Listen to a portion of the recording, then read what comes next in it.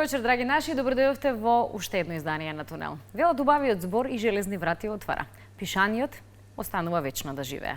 И најскриените тајни и најдлабоките емоции стануваат или остануваат вечни токму преку него. Колку често се фатиле себе си дека ќе посегнете по парче хартија и ќе посакате да пренесете она што е во вас, што вирее во вас, што живее, сакате да го преточите во една мисла на пишан лист хартија, па нека биде тоа и само за вашите очи и за вашата душа. Колку често сте се фатиле за книга и колку често читате во последно време? И на крајот да ве прашам колку често вашите помлади генерации, и не да ги терате, но сепак ги охрабрувате да фатат книга во раце и да прочитаат по некој збор. За убавината на пишаниот збор, за значењето вистински на книгите во нашиот живот вечерова во емисијата со моите драги гости. Ке ги поканам во емисијата господин Стојан Арсич. Добро вечер и добро ни дојдовте. Добро ве најдов, благодарам на поканата. Повелете, верувам ќе биде пријатно дружење и не помалку значаен нашиот втор гостин Филип Димковски. Добро вечер и за вас. Добро вечер. Добро дојдовте, Филип. Добро Повелете. И верувам, реков дека ќе биде едно пријатно и топло дружење оваа наша вечерашна средба на која сакаме малку повеќе да зборуваме за пишаниот збор и значењето на истиот. Ајде вака две генерации спој на различни генерации кога ќе се најдат на исто место да зборуваат за пишувањето, за книгите, за изданијата, за емоциите. Може да тргнем од вас, да не звучи вака грубо како човек со поголемо искуство. Да се представам во секој случај. Јас сум Стојан Арсич, иначе писател за деца и возрастни, поезија, проза, афоризми, така еден широк диапазон на она што се нарекува пишан збор. Кога откривте дека сакате да пишувате? Што значеше тоа за вас? Веднаш, знаете што, одма ќе кажам, секогаш велам дека писателот сепак треба и да се роди. Бидејќи тој порив го носам уште од најмлади години. Меѓутоа, вистински, помислив дека оваа работа ќе може да ја надоградам кога имав 16 години и кога мојата прва песна беше објавена во Политикин забавник. Тоа беше моето прво венчавање, што се вика, со нешто што се нарекува по широка јавност, а потоа следуваше мои песни низ сите списанија на сите југословенски простори, така да постепено се надоградував, се до моментот додека сватив дека трајноста на самата песна излезена во весник е многу кратка и многу едноставно малку видлива и нема некоја голема трајност, затоа конечно решив дека сите тие расфрлани мои чеда низ тие многубрени списанија конечно треба да се вдомат во две корици и да останат за вечност. Првото издание кога го направивте или кога ги имавте во враце? Па, знаете што, во моје време на почетокот беше многу скапо да се печати книга, имавме само неколку издавачки куќи, така да беше скапо. Значи, своите први изданија на некој начин во мојата зрелост некаде околу 40-та година почна да излегуваат и од тогаш натаму секоја година има по некое издание. Какво е значењето кога велам ќе видите, веќе ќе го видите своето прво дело? Чувството е огромно, бидејќи, знаете, го чувствуваш како свое чедо. На некој начин секоја песна, кога ќе ме прашаат колку ти е драга, едноставно најдрага ми е последната што ќе излезе. Но сепак додека не ги вдомиш во кориците на книгата, сепак тие не се расфрлани. И затоа кога книгата веќе ќе биде отпечатена, тогаш и песната ја доживува својата вистинска вредност. Но повторно велам, едноставно песната не смее да биде затворена. Таа треба да се слуша, едноставно гледачите, слушателите треба да ги доживеат оние емоции кои ги доживувал писателот кога истата е создал. Зошто пишаниот збор конкретно еве песните се велат огледало на душата? Па пишаниот збор, јас реков, едноставно ако ние знаеме дека постојат неколку начини за да се запамети нешто, дали се тоа материјалните извори, пишаните извори и устните преданија. Устните преданија за жал можат да се извитоперат низ времето, меѓутоа пишаниот збор останува онака како што го запишал авторот. Затоа и неговата веродостојност е прилично едноставно видлива и впечатлива. И сега реков спојнеа малку различни генерации и во едно поинакво време во кое живееме и твориме и функционираме денес, во годиниве малку наназад. Филип, се обидовте токму да си го најдете своето место кога пишаниот збор е во прашање или кога зборуваме токму на оваа тема. Поривот зошто, како? Велат обично кога некој има потиснати емоции, кога многу нели се збира на душата, сака некој да го каже на едно парче хартија да излезе сето тоа, па и да го сподели со пошироката јавност. Така ли беше кај вас? За мене поезијата е, односно сето она што го пишувам се експресија на чувствата, а јас велам дека човек што не доживеал болка не може никако да ја доживее среќата. Дури Петре М. Андреевски, што го напишал романот Тунел, како што се вика вашава емисија, во едно свое дело вели оти среќата и убавината е незамислива без болката. Не може црно без бело. Мора да има некоја црна основа на незе со бели букви да се запише нешто, што значи можеби не потиснати, туку длабоко почувствувани чувства можат да се запишат и да се пренесат. Сега останува на авторот дали тоа ќе сака да го сподели или ќе го сочува за себе, да го има како некоја емоција што сакал да ја излее од себе. Вие имавте такво искуство, лично? Емоции кои едноставно сакавте да се прелеат, да се преточат во нешто што ќе го споделите на овој начин? Знаете што, тоа сега го согледувам. Тогаш кога сум почнал да пишувам, затоа што многу рано почнав, кога научив да пишувам на 9 години, па нели оние први домашни задачи, напишете песна за есента и така натаму, или расказите, тогаш почна, благодарение на мојата наставничка Розита Кареска, која секогаш под текстот ќе запише. Ученикот се истакнува со високи креативни способности и така натаму. Јас до денеска ги чувам тие, меѓутоа, значи, тоа било поттик, веројатно, понатаму да се твори и да се работи.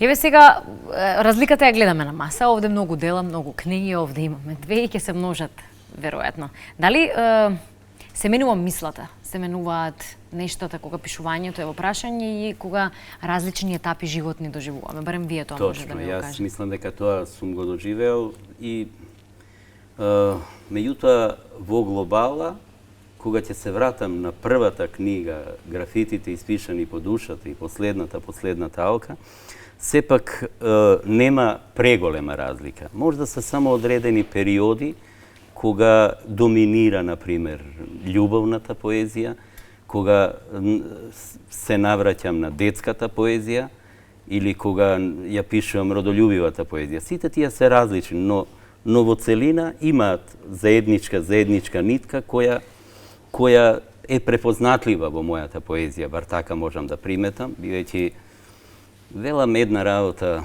кога луѓето ќе кажат јас пишувам само за себе. Мислам дека тоа е егоизам на некој начин. Песната ја сваќам јас како пиле во кафес. Едноставно, ако тоа пиле стои цело време, едноставно не пролета, мислам дека нема да биде среќно. И поетот, ако ја напише песната, истата таа треба да биде слушната и од други и да полета. Иначе самата моја поезија од првата песна до последната, тоа е вкупно некаде околу 15 збирки поезија, 2500 објавени песни, е специфична и мислам дека писателот треба да биде препознатлив, да не биде некоја копија еден на друг, да не биде едноставно јас пишувам исто или слично со оној писател. Треба секој да се најде себе си во своето пишување. Мојата специфика. Мојата специфика преку поезијата јас ја раскажувам приказната. И токму сите по тоа ме препознаваат, бидејќи секоја песна представува една приказна сама за себе. Таа приказна има свој почеток и на крајот завршува секогаш со една порака која читателот го тера да размислува. Да.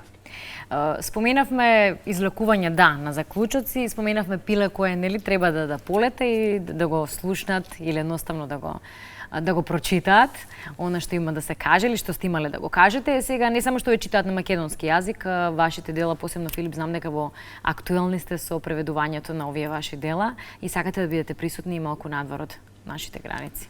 тие работи често многу спонтано излегуваат, ама Каква е таа спонтанност? во основата се крие желбата да се слушне негде подалеку. Значи учествата на фестивалите, учествата на конкурсите, наградите надвор од државава, Бугарија, Босна, Србија, дури една објава во Чиле, во Асоциацијата поети на светот, и тие некако потоа ви се отвораат врати, се случуваат контакти, се јавува желба кај некои преведувачи, односно препеувачи да го препеат сето тоа. А убаво е да видите како на еден друг јазик ќе прозвучи она што Звучи ли исто? Бидејќи нели сепак Не звучи.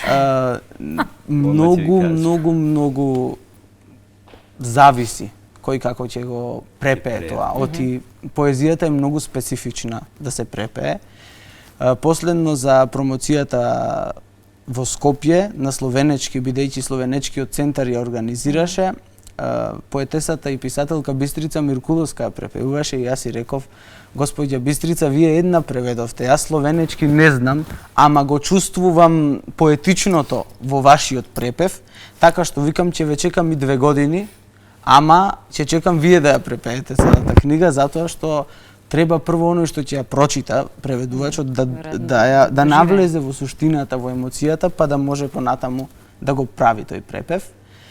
Инаку се очекува еден препев на хрватски, на српски е веќе готов и се надевам дека српското издание до крајот на годинава на втората збирка ќе има можност таа публика да се запознае. Мотивира се тоа?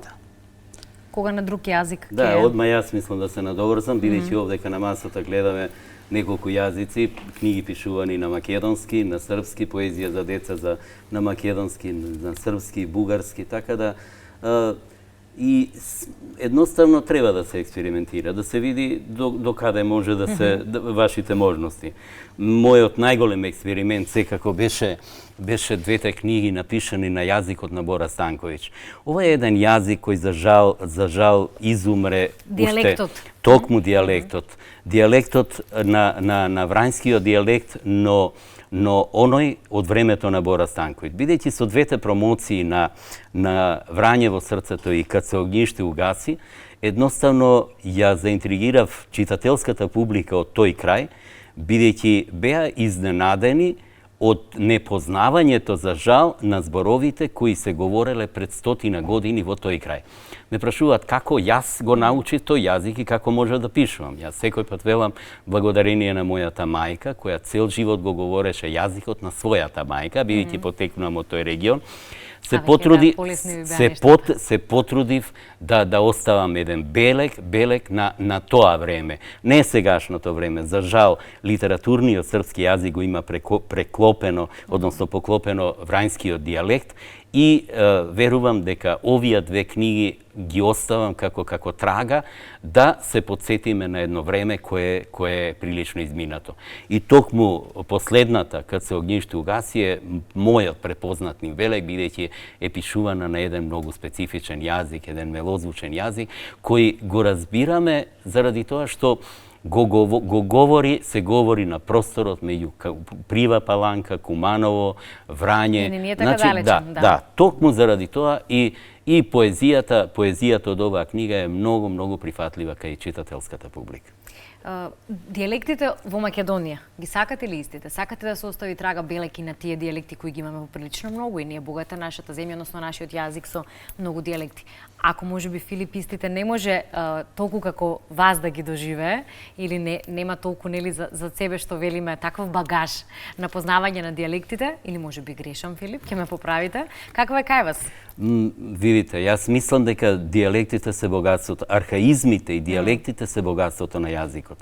Бидејќи за жал во последно време толку многу странцизми се уфрлуваат во нашиот јазик, што едноставно дијалектите го губат својата изворност. А поготово архаистичните зборови кои сепак се наше богатство. Ние честопати во обичниот жаргон толку многу употребуваме архаични зборови што не сме свесни дека потекнуваат од ова подрачје. Честопати велат дека е тоа турцизам. Јас не би рекол дека е турцизам заради тоа што зашто не турците да го прифатиле македонскиот жаргон во тоа време, бидејќи сепак тие биле во малцинство на овие простори. Филип? Околу дијалектите ги сакам многу и особено ги почитувам, затоа што благодарени на семејство, роднини, пријатели што ги имам низ цела Македонија. Ние од Прилеп, ако не се Да, лажам? од Прилеп, дури меѓу другите и нашиот кант автор Джокс еднаш ми рече: "Дај бе, добро пишувај на прилепски." Викам, го имаме Благој богата Алекс. историја. Го имаме Благој Алексовски, кој неколку книги ги напиша токму на тој дијалект, актерот. Понатаму Миријанка Селчанец, викам, не, сега ќе се трудам да се испочитуваат архаичните зборови, меѓутоа да се вметнат во еден контекст на литературниот јазик. Оти ние некако како се уште да имаме проблем што ни е литературен и каде ние треба со литературниот јазик да се представиме. Затоа што е една драма, например, или една песна на струмички говор е блиска и убава за струмичани. Значи, некако се вклопува тоа во преведени дијалектите, во не едни знам како локални ќе рамки. кој може да ги преведе. Имавме еден собир на преводи од писателката Оливера Ќорвезировска и на промоцијата јас дадов предлог. Викам, знаете колку убава автобиографија има Тереза Кесовија, зошто не ја препеете? И сите ми изгледа вака, ти да ја преведеш, ми викаат, затоа што вметнати се дијалектите, замислете сега таму Сплит, Дубровник, секое село е различен дијалект. И тука е Апсолутно збунувачки, веројатно делото ќе биде целосно изгубено или тоа ќе биде ново дело. Да, сосема излезено од контекстот и од она што сакал поетот, писателот да го каже во тоа. Велам оставате дела кои се трајни за генерации и генерации. Имаме нови генерации кои доаѓаат и јас имам впечаток дека можеби се лажам, но мислам дека не, се помалку се чита, се помалку е присутна книгата во домовите, се помалку се обрнува внимание, веројатно во ова малку динамично темпо на живење и сите тие напреднати технологии кои ги имаме околу нас и тоа забрзано живење и одење напред, се стремиме кон подобри нешта, меѓутоа како да губиме од ова што е вистинско богатство и вредност. Не само што еве вие како искусен наставник дел нели велиме образованието и книгите ви се многу блиски, може да ми кажете и од вашето искуство. Веројатно многу ретко слушам децата дека нели имам летото да прочитам книги, ќе читам книги, гледам многу ретко дека она што ние го правивме со задача летото па да седнеш и да прочиташ книга, не паметам од кога онака дете сконцентрирано не сум видела на плажа некаде да чита книга, веројатно заради таблетите и сличните помагала. Па, можам да кажам дека 40 години искуство во образованието ми даваат за право да дадам еден сублимат на она што правеле децата во минатото и што прават сега. Мислам дека електрониката на некој начин ги одвои од она што се нарекува книга. Едноставно не знаевме дека учителката кога ќе даде да се прочита книгата, ние моравме да направиме она да книгата ја раскажеме после. За жал сега книгата ја имаат во електронски верзии, на крајот дури го имаат и се она што раскажаното, така да повеќе одат да го прочитаат тоа раскажаното отколку да ја фатат книгата во раце. Мислам дека електронските верзии на некој начин ја осиромашува душата и детската фантазија, бидејќи далеку повеќе може да се доживее книгата кога ја имаш во раце отколку кога ја гледаш на екранот. И едноставно некои сегменти, за жал, можам да кажам дека се помалку децата настојуваат да се фатат за книгата, но не значи дека не читаат. Тие сепак читаат. Една голема групација на деца, благодарение на нивните родители кои размислуваат малку на еден, да не речам, постаромоден начин, сепак настојуваат децата да им ја допрат книгата. Бидејќи неколку македонски фестивали кои едноставно ние неколку ентузијасти ги тераме напред, е токму еден од тие е Ракатки. Еден детски републички фестивал кој ги мотивира децата да размислуваат. Токму 12 години колку што трае фестивалот, на некој начин видов дека меѓу првиот фестивал и овој последниот фестивал веќе никна истакнати деца кои ќе можат да се фатат за перото во костет за да остават и писателска трага. Одлично. Токму таквите манифестации на некој начин ми даваат за право да верувам дека сепак книгата ќе го најде и во иднината своето вистинско место. Кога ги споменавме децата фестивалите, има и супер работилници за оние можеби родители кои еве сега не гледаат и сакаат да влијаат или едноставно чувствуваат дека нивното дете на крајот на краиштата има во себе некаков талент, истиот можеби не истиот треба да се работи, се случуваат работилници за кои може да ми кажете нешто повеќе каде партиципираат.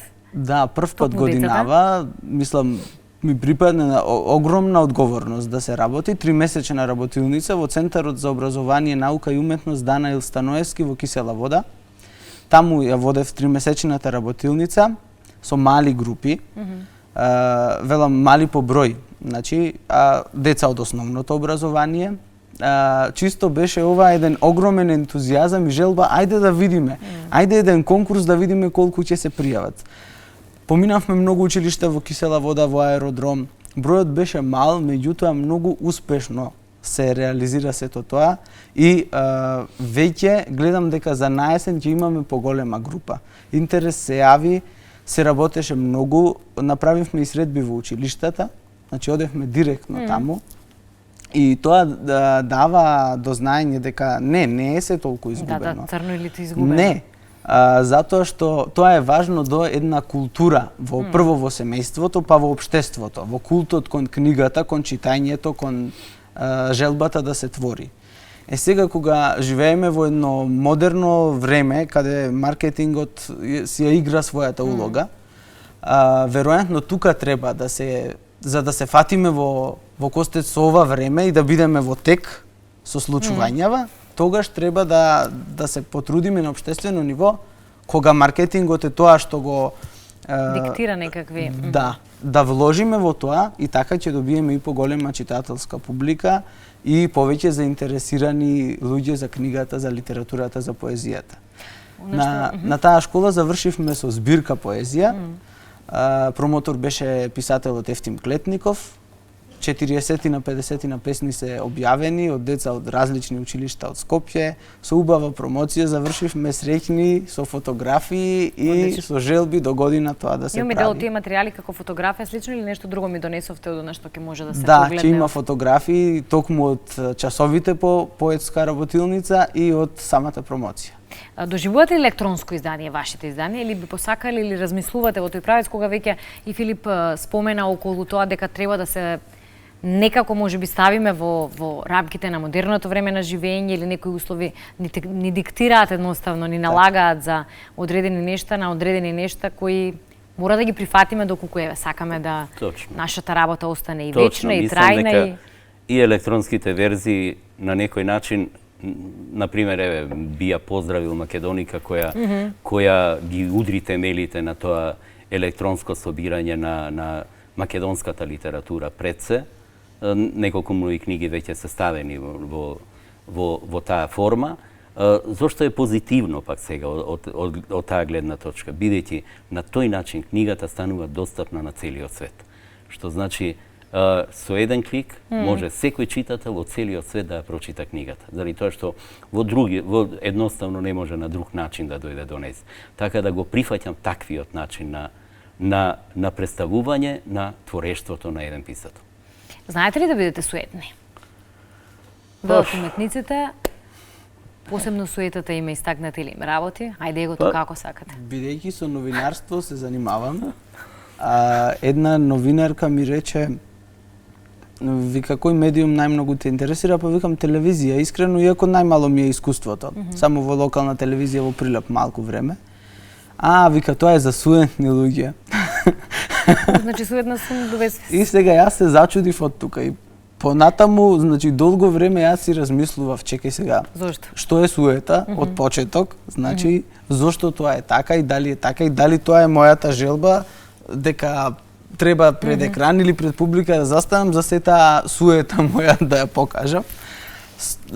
Убеден сум за сега барем дека не е тоа така. Едноставно, настапите во живо, рецитирањето се еден флуид на енергија и на љубов. Ете тоа е. Тоа е таа желба. својата поезија, зборот да се пренесе само и да се очекуваат коментарите, доживувањата. Јас кога ќе прашам, еве за промоцијата, еден другар праша, викам како си помина кај мене? Вика, знаеш, јас дека не знам многу да зборувам, едно ќе ти кажам, се наежив, доста реков. Нема повеќе што да дискутираме, доволно е тоа да се каже. Таа повратната информација, дали нешто било убаво. И мислам дека не е тука само желбата, нели, да се еве јас напишав, па сега сите гледајте ме, да ја хранам суетава. Туку тоа споделување на убавина. После таквите нешта си одите максимално душевно исполнети и тоа е најголемото богатство. Тој дар. Благодарение на она што сте го создале, добивате едно духовно уживање. Ете, тоа е тоа.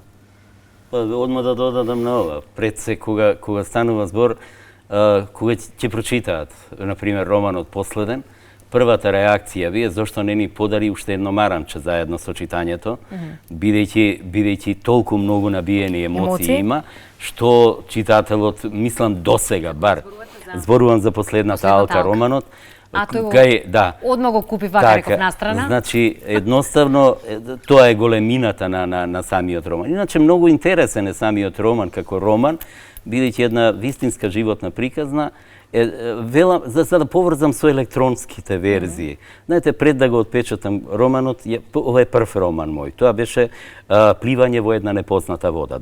Јас сум едноставно се чувствувам како поет, но роман да пишувам, мислев дека тоа е пресериозна работа и не можам да пливам во таа вода.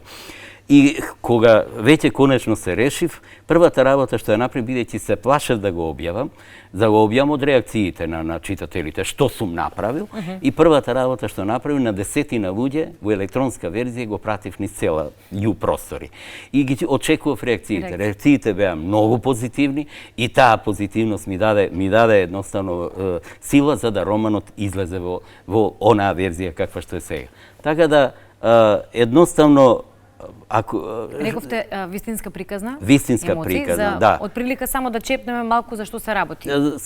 Романот се работи за една вистинска приказна, каде што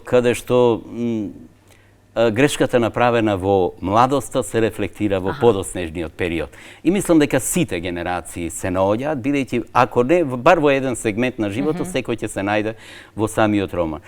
Кога беше емоциите во прашање, например, честопати големината на писателот, како ја доживува песната. Јас велам како ја доживува слушателот, бидејќи при една моја промоција, токму на КЦ Огниште угаси, едноставно на филолошкиот факултет од 200 присутни забележав или бар така ми кажа 180 пуштија солза, што значи на некои песни. Значи тоа е сепак големина да го предизвикаш кај слушателот. Духовното версус материјалното. Живееме во материјално време. Како сакаме да вртиме, тоа е тоа.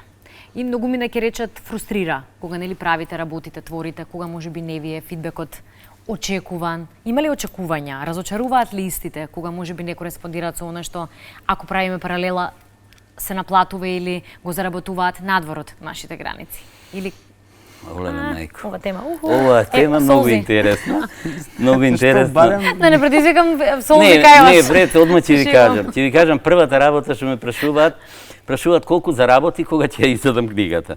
Јас велам ништо не заработив. Но задоволен сум ако книгата едноставно ги покрие моите трошкови со кои сум ги дал. Ја споменеме прво ми падна на ум бидејќи важи за една од оние кои успеале да се извадат што велиме од ното во животот. Кети Роулинг беше нели авторката на Хари Потер и сега нели тоа е нешто што апсолутно во животот нели менува велат на работ на екзистенција, повеќе од на работ на екзистенција, дури се обидела си го одземе животот затоа што немала дури ни за парче лепи.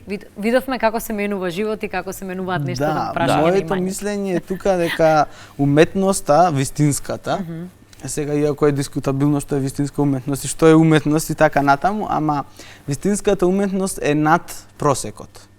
И сега не можете, а кога нели во глобала едно општество имаме просечни луѓе, просекот не би вложил во нешто што е надпросечно, зашто тој ако не го разбере би потрошил пари да го има, да ја има книгава дома или да плати за не знам каков концерт на класична музика, на пример. се едно во која, за која уметност се зборува. Сега, а во материјалното време, еден автор мора да се потруди да своите трошоци да ги подмири. Покрие. Од друга страна, ако професионално се определи што тоа е ред, значи нема на Балканот писател што живее од продажба на своите книги, сите се или хонорарно дописници, новинари, уредници, имаат издавачки куќи, наставници и еден куп други сфери на занимање со својата работа. Меѓутоа, во материјално време, веројатно, треба да се размислува не заради друго. Да се постави една цена, чисто за да се цени уметноста. Не е тоа за авторот да се збогати. Знаете, еден зен учител го прашале, имал огромни цени за своите часови. Му рекле, ама учителе, вие многу ви се високи цените. Видете, тоа не е за мене за јас да се збогатам, туку за вие да дојдете и да го цените она што го зборувам. Точно, да. Значи, ако еден автор стави висока цена на своето дело, а ако припаѓа на она група за делото или за што ја викаме, ако е припаѓа на она група што викаме од вистинска уметност, тој дава цена на уметноста, не дава цена на себе си. И тоа треба да биде така и да се разбере како такво, затоа што денешниве изданија па овде воопшто и не се скапи. Замислете 150 денари или 200, две кафиња во центар. Апсолутно, да. Толку. Зашто најчесто сакате да пишувате? Зашто? Мислам еден широк диапазон имам. Обично велат внатрешните чувства се осликуваат во самата песна и во самата поезија и во самата книга. Така да, почнувајќи од знаете што, различни се сепак пишувањата. Пишувањата за деца се многу поспецифични за разлика од возрастните. Четирите книги, на пример. Дете има право. Да, четирите книги за деца едноставно се пишувани на сосема друг јазик, бидејќи пишувањето на деца е за деца е многу специфично. Бидејќи во самата книга ти треба да води сметка што ќе напишеш, дали таа книга ќе биде со порака или не. И затоа изборот мора да биде. Има и порака. Да, токму заради тоа. Не сме ни една песна да остане недоречена. Што значи мора да биде до крај искажена. Шарени нито неа што вие и првата ми остава впечаток бидејќи и порака е до детето за да може да ја разберат. Секоја песна треба да заврши со одредена порака. Треба да се внимава во последно време, на пример, во детската литература не сме да има хорор во никој случај, не сме зборовите да го исплаша детето и така натаму. Така да многу е специфично за разлика од возрастните. Мене ова ми се допаѓа, само ќе ја прочитам, дајте нежни рачења, оро да се сплете, порака да пратиме до секое дете. Песната не признава ни боја ни раса, таа ќе не сплоти со играта весела со шарени ноти. Децата се вистински чувари на мирот и на крајот секогаш љубовта е збирот. Животот е тркало, се врти и пламти, детството ни остава траги, вечно што се памти. Иначе во контекст на таа песна, истата песна е химна на на еден детски фестивал, така да едноставно одлично. Да. Ова фестивалот се викаше Шарени ноти и ова зборовите се химна, иначе песната е испеена на неколку јазици, така да во самата најава на фестивалот е пораката таа. Значи да се спојат детските раци. Сега кога споменавме фестивали, децата и песните и она што е за нивно ниво што велиме и нивен речник, апсолутно ме предизвика да ви поставам прашање или ваше видување за тоа како ги учиме децата или како ние можеби возрастните си остваруваме некои своји желби, визии и така натаму токму преку децата. Има моменти актуелни, децата, пеење, препевување песни кои се за возрастни, гледам во последно време по социјалните мрежи, некаква битка за тоа треба ли навистина децата да влезат во светот на возрастните пред време. Интересно прашање, ама децата треба да останат деца. Точно. Треба да останат деца, а возрастните да сватат што е дете и да го чуваат тоа детето во себе. Шминкање од 3 години и настапи принцези и принцови, тоа не е детски. Детската душа е чиста и сака играње во дворот, а не сака лаптопот. Мислам дека сега кога се оди нели со подарок за 6 недели, мислам дека веќе лаптопи му носат на децава. Малку избрдано е тоа целото. Значи многу се менува и тоа понатаму многу влијае. Уште и убедувањето и родителското незанимавање со децата. Значи не браво, моето дете многу знае на компјутер од 3 години. Тоа не е за пофалба. Тоа беше и моментот на оној, бидејќи се актуелни нели пеење или рецитирање или учење на децата на нешто што е малку над нивното ниво, велиме нели за оние повозрасни генерации. Тука Како да го рипаме друго. моментот нели на она што е детска песна, она што треба нели да го научат можеби како Може ли првично. само една мисла на Па да се Љубивој радуваме на Рашумовиќ? тие, нели не да се радуваме дека простете сега ќе Така, научи мис- на 5 години, карикирам, песна на Мадона, тоа е се во ред, но нели некако како да пред време малку го избрзуваме нивниот процес на зреење кај децата. Љубивој Рашумовиќ е еден од непознатите на Ју простори детски писател. Морам да го исцитирам сега. Дете мораш да посматраш, ал му не смеш на пут стати. Што пред човеком ga сматраш, пред ќе човек и постати. Сега преведете го одмало, бидејќи сме во Значи, македонска телевизија. детето мораш да го гледаш и не смеш да му застанеш на патот. Што побргу го смета за човек и човек побргу ќе постане. Така. Така да едноставно и во детето мораш да го најдеш малото човече. Кога ќе го најдеш малото човече, можеш да му веруваш како на возраст.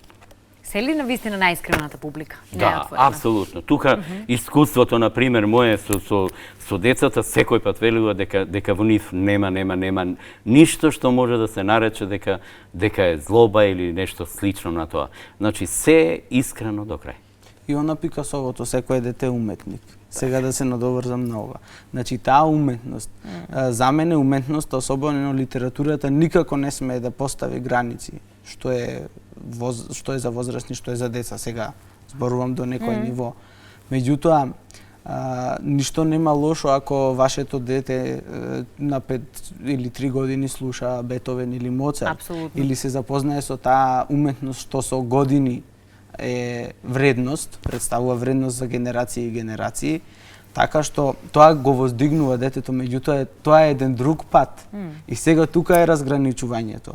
Дали детето ќе расте со поезија, музика, клавири и концерти, или ќе расте со кантер и со таблет и со лаптоп и така натаму. Добро, Сега не може целосно да избегаме, но барем да се постават некои граници. Но Едноставно сепак мора да внимаваме. Успори процесот, пак ќе речем на предвремено раснење и забрзување на Така. процесот на зреење кај децата, бидејќи апсолутно можеби тоа само да им оди во прилог, веројатно не можеме да се исклучиме од смееме она што да ги е казнуваме, да време им на го одземаме живење, детството. но детството барем да не им го одземаме. да се сочува тоа, не едно е да остане човек дете, друго е да е детињаст човек. Да, Има различни работи се, тука се апсолутно. разликите. Затоа едно дете треба понатаму да се негува неговата чистота, неговите таленти и неговите способности. Сирена од Бержерак не веруваше во својата убавина, барем надворешна, но ја имаше вистински преку пишаниот збори во длабочината, велиме, на своето срце и душа. Па така Роксана нели беше убедена дека надворешната убавина на презентерот на убавите зборови на Сирена од Бержерак Таа се она фасцинира. вистинското, таа фасцинираност. Но романтичарите сега се веќе изумрени како врста. Ги нема, Да, велите? многу малку. Многу малку за жал. Романтизмот во денешно време, тоа сега да ја прашам. Постои ли, мртов или на вистина? Па, не знам во која... Се криеме ли за... Во кој процент постои се уште? Мислам дека процентот на романтичарите сепак се е многу помал отколку што бил во минатото.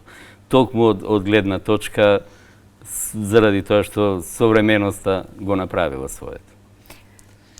Сега не знам воопшто дали сега може да се подели кога се зборува за литература да се класифицира кој автор, да кажеме во кој период би припаѓал тогаш кога би творел или која литература сега ја создава.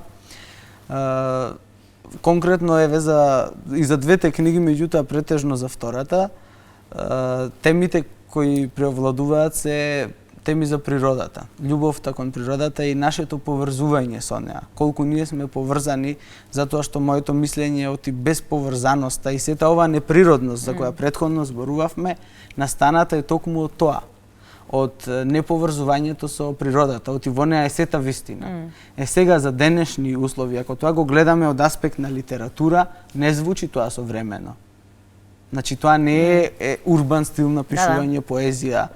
Меѓутоа, ми се чини дека тие вечни пораки од изворот на нашето постоење природата мора да се најде начин да се пренесуваат, оти тоа е единственото што може да не сочува да бидеме луѓе. Ајде вака некако како една убава завршница, бидејќи беше поприлично, ми се чини раскошен разговорот. Барем ми беше пријатно, ми мина за миг овие 40 на минути, ќе се сложите веројатно И помалку од истото миг. го почувствувавте. Кои се оние ваши очекувања или што е она, иако звучи ова многу како клише прашањето, но сепак нели, што е она што веројатно ќе си го заокружите и ќе ве направи среќни од она што сте го оставиле зад себе како дело, како успех. Вие ако сте поприлично млад, нели Филип, веројатно за неколку години ќе може да зборуваме, но сепак еве во поглед на она што го работите сега. Па мислам дека не можеш однапред да дадеш што ќе се случи во иднината, односно што ќе биде она што ќе го создадеш идните денови. Помирен ли е човек кога знае дека оставил конкретно дела за себе по кои ќе го паметат? Тоа е големината. Знаеш, една кинеска пословица многу мудро вели неколку работи треба да остави човекот за себе, да создаде семејство, да создаде дом и да напише нешто пишано за себе. Бидејќи само тие три сегменти едноставно може да го чинат да биде незаборавен, едноставно да биде за памет. Убава завршница. Јас мислам оти среќата што би била, значи и во моментот кога се создава и по години кога можеби ќе треба човек да си направи резиме на она што го создава, што го правил, е пак среќата. И пак колку успеал тоа што сакал да го пренесе, до колку срца допрело, колку насмевки или солзи измамил или честитки или убави коментари. Инаку не треба и не може, затоа што никој не може да предвиде дали некој автор ќе стане, не знам, светски познат или милионер. Колку ќе биде, да. Меѓутоа, среќата е во создавањето, во творештвото. И тоа е... Да создавате уште многу, да имаме вака пријатни теми за разговор, да имаме дела на кои ќе бидеме понатаму горди и кои ќе останат дел од македонскиот пишан збор и литература, да се видиме повторно, реков, за убави нешта, па и да видиме некое филмско или театарско дело од вашиот пишан збор преточено, може би тоа е некој предизвик за понатаму. Тоа е, секој случај. Да, бидејќи овие со романите вака ми потекневе на размислување и ќе речам дека и среќата е на крајот, нели, се остојба на умот, како велат, дека она материјалното опипливото и останатото е, да. Затоа не мислете на нов парчевли, можеби, нели, или дека нешто ви недостасува, разбудете се насмејани и сватете дека сте среќни. Животот е еден голем предизвик, напишете можеби по нешто ако ви лежи на срце, нека биде па и за ваша душа и не заборавајте да читате. Ви благодарам за присуството. Благодарам на поканата и задоволство ми беше да бидам во вашата емисија. Ви благодарам. Верувам бевме пријатни и оваа вечер за гледање, драги мои.